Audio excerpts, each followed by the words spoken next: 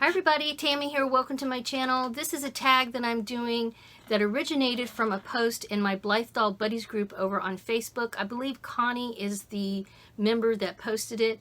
And while we were answering her questions about doll collecting, a few of us thought, hey, this would be a great tag. And some of those people have already done this video over on their YouTube channel.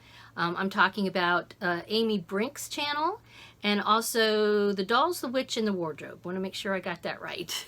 Okay, both of those YouTube channels have talked about this tag, and I'll write the questions down below. If anybody out there wants to join us, please feel free to do so. And so the questions are, how do you go about collecting? Do you wait for dolls to come out, or do you look for older dolls? Like, do you just wait for the new releases to come out, or do you go look for the older releases? Okay.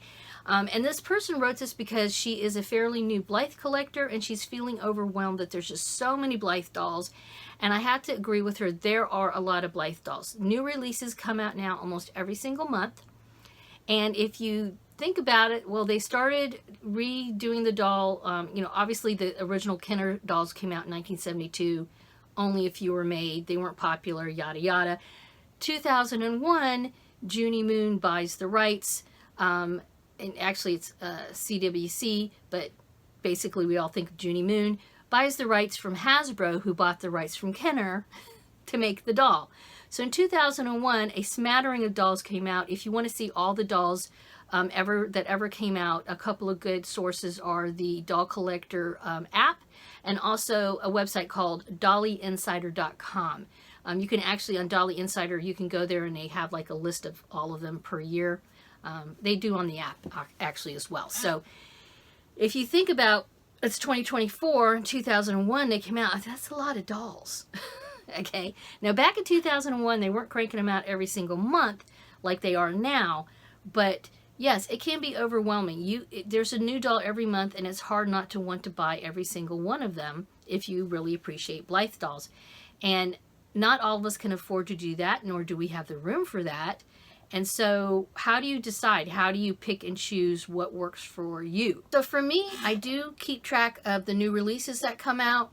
When you buy a new release, that is going to be the best price you typically are going to get for that doll.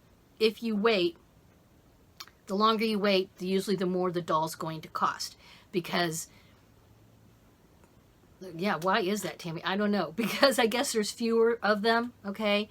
But that's the way it works in the Blythe world. If you wait too long, the prices start going up. And so if you really want a doll, the best time to get it is when it first comes out. Now, like I said, you can't, I mean, most people cannot buy them all. I cannot buy them all. And so my kind of rule of thumb that I have learned over the years, after having buyer's remorse a few times, more times than I would like to admit to, is I have to feel some genuine excitement. And I mean quick excitement. I mean, I see the doll and have this immediate feeling of, oh, how cute is that? Or, oh, how nice is that? How pretty is that? Whatever. This excitement has to be an immediate feeling. And then then I can't get the doll out of my mind. I'll fall asleep and think, oh, I want that doll so bad. Or the next, you know, it just constantly pops in my mind. But it has to be a pretty good amount of excitement. Otherwise, I have learned sometimes, even if I really like the doll, if I don't love the doll, then later on, I start to realize, you know, I'm running out of space. I don't really go to that doll very often to do stuff with that doll. So then I start questioning whether I really want the doll or not. And a lot of us have certain types of themes that we really, really like. For example, you guys know I really like tan dolls. So typically any type of tan doll I'm going to gravitate towards. And really the Blythe dolls, they do not make a lot of tan stock Blythe dolls. Very, very, very few.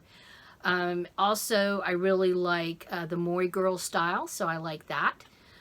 So, you know, if for you guys, think about like what type, if I'm giving advice here, what sort of things, what sort of themes turn you on? What do you like? You know, do you really like the Lolita style? Do you also like Maury style? Do you prefer retro. They have some really cute retro dolls. Okay, so those are things I would say, ask yourself, what are some themes that you like that resonate with you?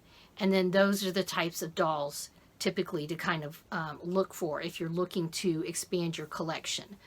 As far as the new releases, yes, keep an eye on the new releases if you're into Blythe. And I do a lot of videos about those here on my channel, and I also post on my community tab here as well, and of course in the Blythe Doll Buddies group.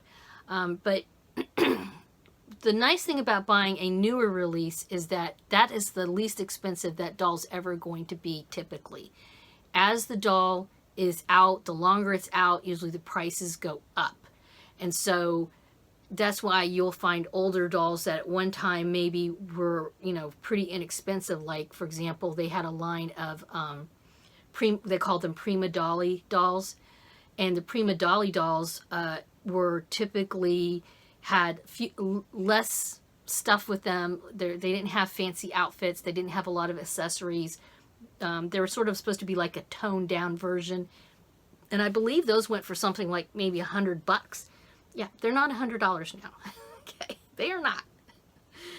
They're typically 2 to 3 times that, if not more.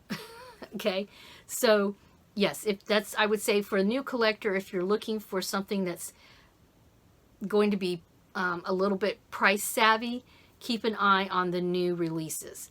As far as older releases, you know, just do your research. That's one of the fun things about the hobby. You can look at other people's older release dolls, learn about them, see photographs of them, hunt for them.